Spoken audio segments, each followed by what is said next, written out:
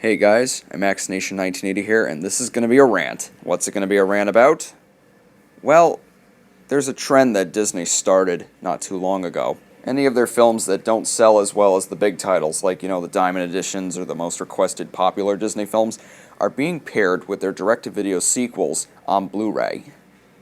They're basically two movie collections, and both movies are on the same Blu-ray disc, but they aren't released separately. The only way you can own the Blu-ray versions of these films is if you buy the packs. And why am I ranting about this? Well, I think it's ultimately an insult and a disgrace to the original animated film to include the direct-to-video sequel on the same set, include the characters in the artwork as well, and to not give us consumers a choice. Because fans like me, well, we want to buy the original on its own. Now, before I start, Fantasia 2000 and The Rescuers Down Under were both produced by Walt Disney Feature Animation. They are part of the canon, and are also not insulting to their predecessors. So, I bought the Fantasia 2 movie collection, and I bought the Rescuers 2 movie collection, because those are true sequels. Those were made in-house at Walt Disney Feature Animation. Of course, it's now known as Walt Disney Animation Studios. And they were designed to be viewed by a wide audience. The direct-to-video sequels were produced, well, at other studios, most notably Disney Toon Studios. For not as much, they were produced on a budget, and they were produced with little kids in mind only, not for family audiences. Have one look at something like Cinderella 2, or The Fox and the Hound 2, or something like that. Now, I do know that there's a whole group of Disney fans out there who like the direct-to-video sequels, and I'm not going to criticize you for that. Taste is taste, it's subjective, but personally, as someone who despises the direct-to-video sequels, and the fact that they're so inferior to the classics, and were just made to cash in on the originals, well, I don't like this new trend that Disney has picked up for their Blu-ray releases, and I think it's ultimately condescending to the consumer. Disney can't assume that all of us consumers will buy up anything they throw out, even the crap. There are a good number of Disney fans out there, and I'm not alone, a lot of other people are pissed off about this, who would like to buy the original. The original as a film classic, even if some of the films might not be exactly great films, but personally, I'd like to own that said film on its own. I don't want to have to own it with the stupid sequel on it, the one that was made just for kids, just to cash in on the original, because Disney under Michael Eisner was, a greedy, soulless corporation, even though they still kind of are, but still. John Lasseter made sure he put the kibosh on the direct-to-video sequels for a good reason.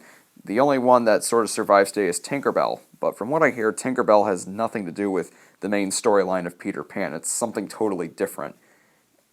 And, they're released on their own, and sure, they're promoted as hell, but I can live with that. Plus, Disney Toon is also making a sequel, a direct-to-video spin-off of the Cars franchise titled Planes, which Lasseter, I think, is somewhat involved with. That I don't mind either, as long as it has nothing to do with the main storyline of the Cars films. That's okay.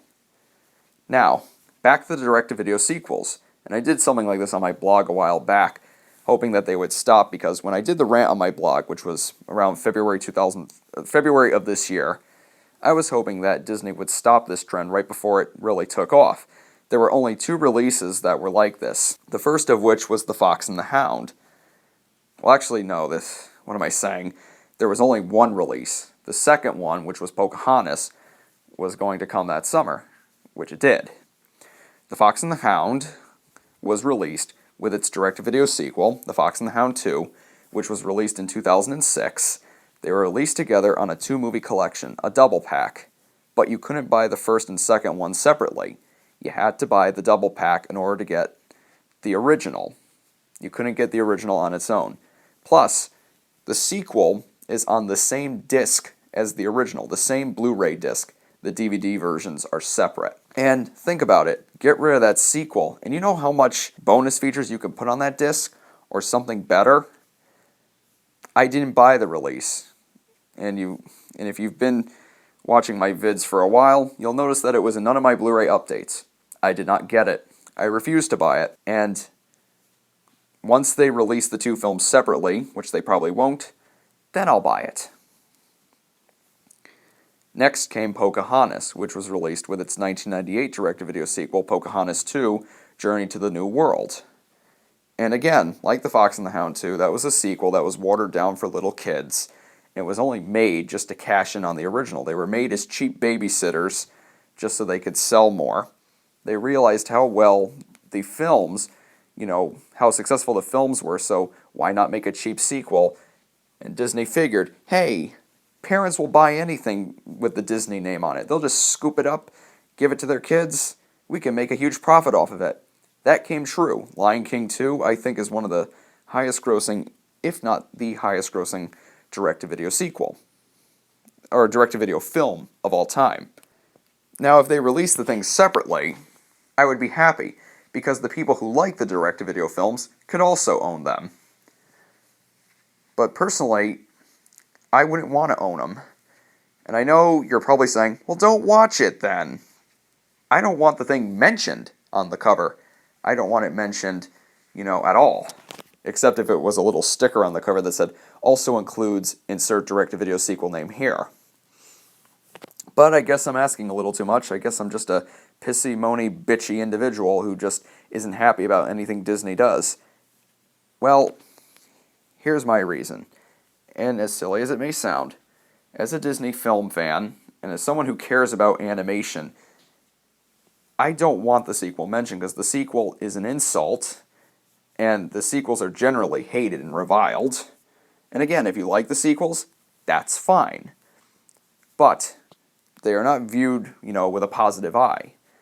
They were made just to cash in on the original, and I think, having them mentioned on the same set is kind of a disgrace. It's insulting. Another problem is, I like to organize my Disney animated films, from, the beginning to the end. And I want it to be consistent. I don't want Fox and the Hound and the Fox and the Hound 2, sharing space. I don't want to see that in my collection. I mean, I want this to look like the Hall of Fame, the Disney animated classics, not the shitty direct-to-video sequels. They don't deserve a mention. And like I said again, Fantasia 2000 and The Rescuers Down Under were not shitty, and they were produced by Walt Disney Feature Animation. They were genuine attempts at making an animated film rather than just being cheap cash-ins. Rescuers Down Under was an ambitious project that Disney did, and it was the first to use caps. It was a technical, achievement for its time, and it was also a pretty good film. Fantasia 2000 was made because Walt always wanted to make continuations to Fantasia. Had Fantasia been a financial success, he would have re-released it and took out certain scenes and put in new ones to evolve with the times, to go with the times, and then take those scenes out for the next re-release and put new scenes in. Fantasia 2000 was almost just that. Only one sequence from the original Fantasia is in the film, and that's The Sorcerer's Apprentice. Originally, there was going to be one more, I forget which one it was, but it was cut because Disney executives felt that they needed to make it so audiences could sit through it, unlike 2 hours. So Fantasia 2000 was sort of butchered, but it at least was an earnest attempt by the animators, as seen in the new sequences. I can't say the same about Pocahontas 2 and Fox and the Hound 2, and neither can I say it about The Lion King 2, Bambi 2, whatever. And again, if you like these films, that's okay. I mean, facts are facts. They were made just to cash in. And I see these cash-in sequels as, well, an insult to the Disney animated classics. And I'd rather that the original should not share space or a cover artwork with the direct-to-video sequel. Now, why am I bringing this up if they have already started doing this? Well, next year, according to all the announcements that are, going around, The Hunchback of Notre Dame, Atlantis the Lost Empire, and Mulan are coming to Blu-ray next year. And 3 of those titles arguably aren't hot sellers like some of the other Disney films like The Lion King or, Lady and the Tramp or any of the Diamond Edition films. And I think this is what Disney's going to be doing now. If it's a film that doesn't sell particularly well, they're just going to throw the direct-to-video sequel on it. Now, The Hunchback of Notre Dame is notable because The Hunchback of Notre Dame was an attempt by post-Walt era Disney, to try making a dark film, one that really wasn't for family audiences that much, but more for the adults. And for the most part, it's very successful. It's got a lot of great themes, it's dark at times, and it's definitely a film that you probably wouldn't show to a 5-year-old or under. And the same goes for something like Pinocchio or Fantasia. But your mileage may vary, it depends on the kid. And the sequel, the direct-to-video sequel, which came out in 2002, is the exact opposite of that. It's the exact opposite of what Disney animation should be. It's, kiddie, politically correct, badly animated, and it was only made just to cash in on the first one. I highly doubt any artistic effort went into that one, or any of the other direct-to-video sequels. And Mulan 2, of course, that was just made to cash in. And Atlantis 2, which was a failed TV series compiled into a direct-to-video sequel. And I think that they should not be included on the same set, because the sequels represent what Disney animation shouldn't be. When Walt started making animated films, his dream was to make animated films for family audiences, but ones that were more for adults than they were for kids. That was the general mindset at the Disney studio. But after Walt Disney passed away, Disney became more and more kiddie because executives saw how successful the films were with kids, and that's why a lot of people still assume that Disney is for kids first and foremost, when that's totally not true. But Disney marketing and, corporate Disney pushes this image like they're a kiddie company, like everything they do is for kids first, or for the kid in you, which is absolute bullshit, because it just totally contradicts what Walt wanted. It totally contradicts the whole idea of Disney animation. The films themselves, most notably Wreck-It Ralph and Princess and the Frog, Tangled, the newer stuff, don't represent that. Those are great films that could be enjoyed by the young and old, and they don't, talk down to the audience. Adults can enjoy them just as much as kids can enjoy them. The direct-to-video sequels, for the most part, are watered down. Watch Lion King 2 and compare it to the first one. Or, better yet, watch Bambi 2 and compare it to the first one. They're just, to me, in my eyes, they are all kinds of wrong. Some people might not think that way, and that's okay. If you're okay with owning a direct-to-video sequel, that's alright with me. That's your choice, that's your opinion, and you shouldn't feel bad. I mean, you're the consumer, that's all. You're just buying it. Who should feel bad is Disney, or more specifically, Walt Disney Studios Home Entertainment. Whoever thinks this is a good idea and just goes through with it, well, is wrong. Do they realize that many Disney fans out there don't want that? Do they realize that a lot of people who take animation seriously, which they should, don't want that? But, like I said, corporate Disney thinks of kids first and foremost. They'll do anything to appeal to kids. Look at the Disney Princess line. Look at the merchandising they come up with. Look at the aggressive, push to get kids to go see a movie. That's why their films, that's why Disney is often regarded as kid stuff. It's because Disney sells themselves short. They make themselves look like a kiddie company. They put themselves on the level of something like maybe Nick Jr. or something. It's quite irritating because characters like Mickey Mouse and the characters of all the great Walt Disney films are part of American culture.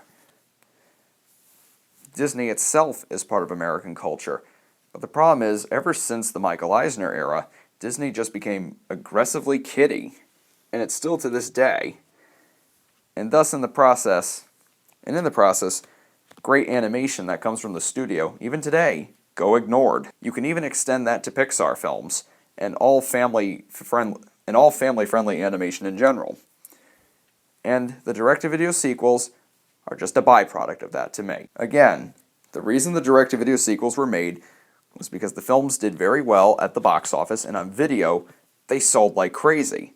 So they figured, make the sequel, parents will pick them up for the kids, regardless of quality, and they sell like hotcakes. And that's exactly what happened. Return of Jafar was a runaway success, the first of the direct-to-video sequels. Lion King 2 was a record-breaking release. And so on. But the sales, I suspect, began to dwindle later on. The last one released was The Little Mermaid 3: Ariel's Beginning, which was released in early 2008, I believe. And John Lasseter told them to stop making direct-to-video sequels. That one must have been in production already. When he canceled the sequels, projects like Dumbo 2, The Aristocats 2, Meet the Robinsons 2, Chicken Little 2, those all went down the drain, and deservedly so. And I think the current ones should go away too. Now, like I said, I wouldn't mind if Disney released them separately. That's okay. There's people out there who like them. I'm fine with that. Look at Lion King, look at Lady and the Tramp, look at Bambi. Their direct-to-video sequels are released separately. They're their own release, their own entity. They're their own SKU, their own release. Now, why can't Disney do that with Pocahontas, The Fox and the Hound, and the upcoming releases of Mulan, The Hunchback of Notre Dame, and Atlantis the Lost Empire? Why can't they do that? It's a simple question. Too much money, maybe? The title is not big enough? That's bullshit. I don't care if The Lion King moves more units than Hunchback of Notre Dame. Their films need to be treated equally. And if you ask me personally, I think The Hunchback of Notre Dame is a far better film than Lion King. But that's another story. So, yeah. That's my rant. If you agree, that's okay. If you disagree, that's okay. If you think I'm just some angry, crazy man who hates direct-to-video sequels, if I'm just some crazy, angry guy who's against direct-to-video sequels, okay, that's fine. You can write me off as a crazy, weirdo, bitching, moaning whiner. Yeah, whatever. I'd like to hear your thoughts on this, your honest thoughts. What you think Disney should do, or why it's not such a big deal. I'm all ears. So yeah. That's my rant. Direct-to-video sequels packaged with the originals without having a choice to pick the first one on its own, that angers me. I wish Disney wouldn't do that. So yeah, that was my rant. Thanks for listening. It's IMAX Nation 1980, signing off.